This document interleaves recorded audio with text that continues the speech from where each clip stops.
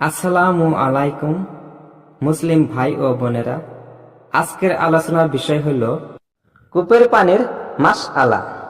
Number 1, যদি ছোট কূপে গাদা বা ঘোড়ার লাদ ব্যতীত অন্য কোনো নাপাক বস্তু পতিত হয়, যদিও তা সামান্য পরিমাণ হয়, যেমন রক্ত বা শরাবের ফোঁটা, তাহলে ওই ছোট কূপের সমস্ত পানি শেষে ফেলতে হবে।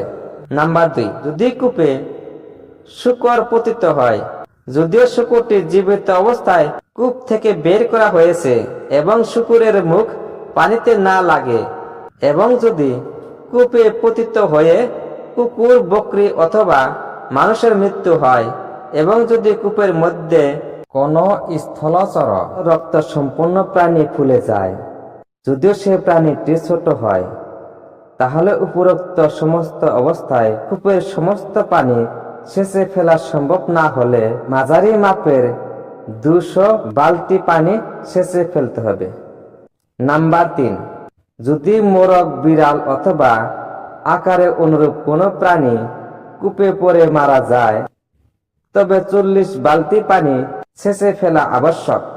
নাম্বার 4, যদি ইঁদুর বা ইঁদুরের সমপরিমাণ কোনো প্রাণী কূপে পড়ে মারা যায়, তবে 20 বালতি পানি শেষে ফেলা আবশ্যক, এবং এতে কূপ, বালতি, বালতির রশি ও সেচা কার্য সম্পাদনকারীর হাত সবই পাক হয়ে যাবে। নাম্বার 5, উট, বকরি, হরিণের লাট, ঘোড়া, গাধা, খচ্চরের লাট এবং গরুর গোবরের কারণে কূপ নাপাক হবে না।